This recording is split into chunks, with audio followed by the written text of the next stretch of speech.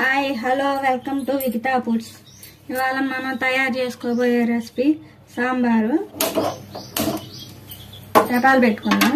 3 table స్పూన్ల oil,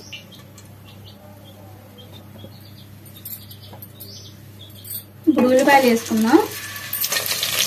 2 ఎండుమిర్చి,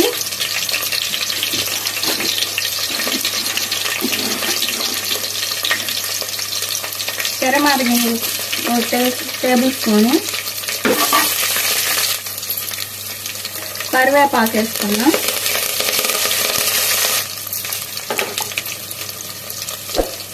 4 వెల్లుల్లి రెబ్బలు అలా పచ్చగా దంచుకొని వేసుకోవాలి. స్మెల్ బాగుంటుంది కదా. ఇప్పుడు కట్ చేసిన కూరగాయలు వేసుకుందాం.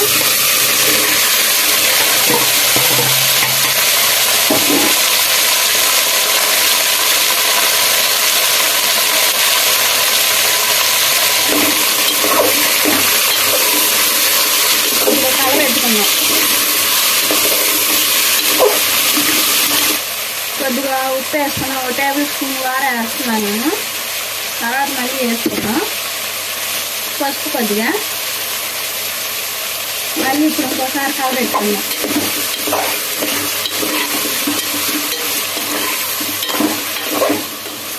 ఇంట్లో ఏ కూరగాయలు ఉన్నా వాటితో సాంబార్ చేసుకోవచ్చు. సింపుల్గా తొందరగా అయిపోతుంది.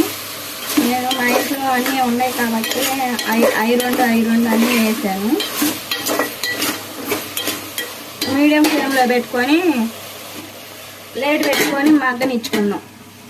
ప్లేట్ తీసుకొని మళ్ళీ కలబెట్టుకున్నాం ఒకసారి.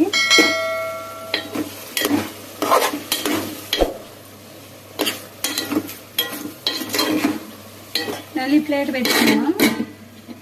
ఇప్పుడు ప్లేట్ తీసి కలబెట్టుకున్నాం. మళ్ళీ చూడండి మగ్గిపోయినాయి. ఇప్పుడు 1 టేబుల్ స్పూన్ అల్లం వెల్లుల్లి పేస్ట్ వేసుకున్నాము.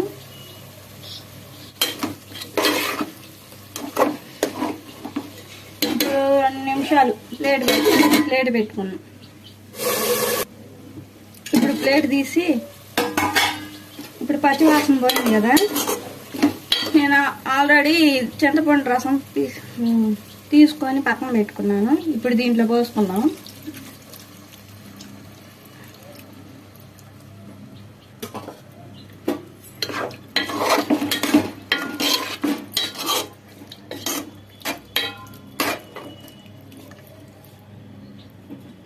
ఇప్పుడు 1 గ్లాస్ వాటర్ పోసుకుందాం.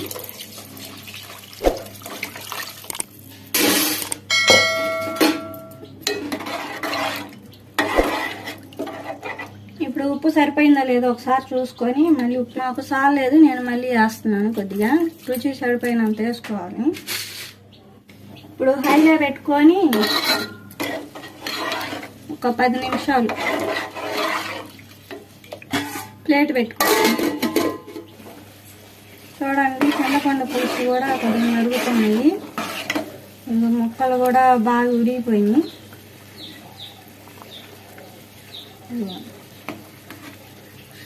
నేను ముందే పప్పు ఉడకబెట్టుకొని పక్కన పెట్టుకున్నాను. ఇప్పుడు ఆ పప్పు వేసుకుందాం.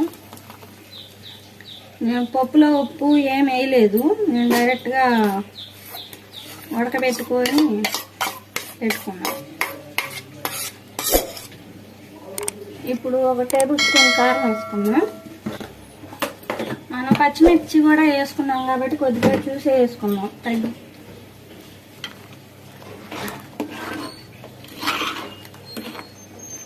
మీడియం ఫ్లేమ్లో పెట్టుకొని మరగనిచ్చుకుందాం.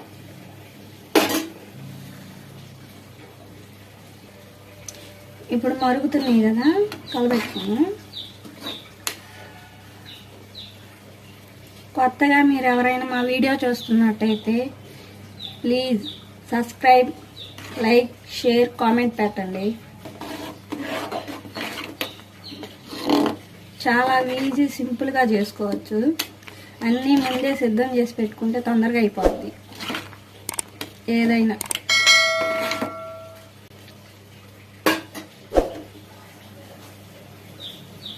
ఇప్పుడు మరుగుతున్నాయి అయిపోయినాయి కదా, సాంబార్ పొడి వేసుకుందాం.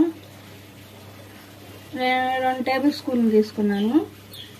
నేను ఎన్టీఆర్ సాంబార్ పొడి వాడతాను.